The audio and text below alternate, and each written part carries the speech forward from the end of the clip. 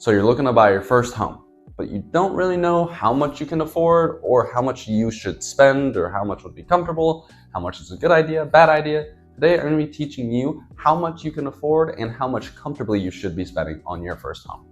But before we do get into the video, I am a realtor here in Irvine. So if you're looking to buy, rent, or sell anywhere in the Orange or San Diego County, reach out to me. All my information will be in the description below. I'll also put my number here just to make it a little bit easier for you. But now we'll get into understanding how much you can afford on your first home.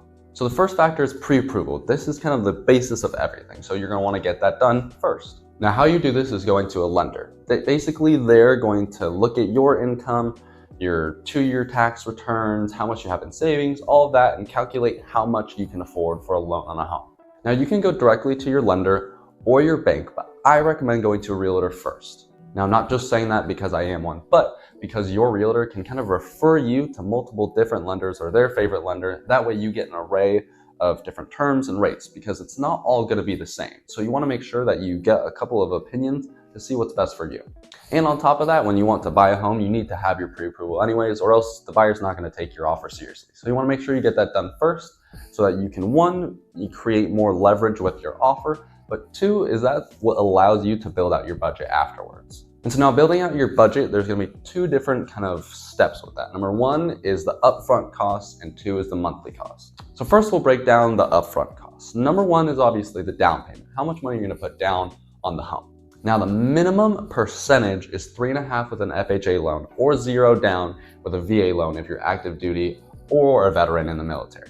So make sure you're factoring that in because it can be a pretty penny. And on top of that, you're also going to pay roughly 2 to 5% of the total purchase price in closing costs. Now these are negotiable and can be 0 if you negotiate it well, but you also just want to make sure that you budget for it just in case it's anywhere within that range. And again, that is the average. So on average, you're going to be spending that amount.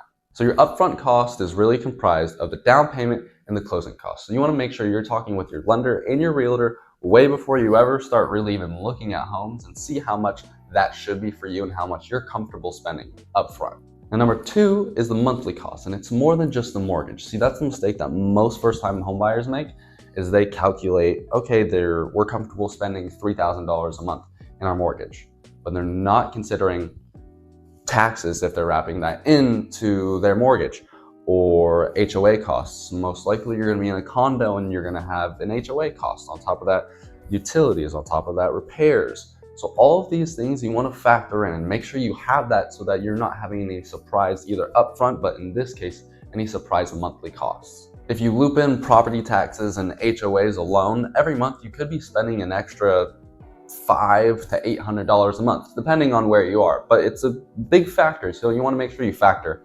everything in.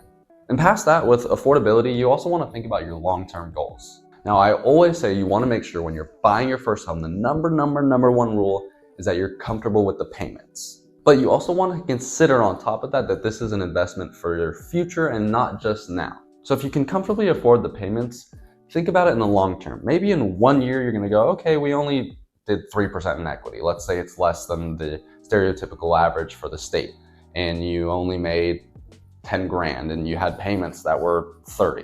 In the short term, buying isn't good anyways, and you need to go into it with that kind of thought process. But if you're living here for 5+ years, on average, you're probably going to have around 25 to 35% in equity. And if you're buying a starter home here in Irvine, it's going to be $750,000 roughly.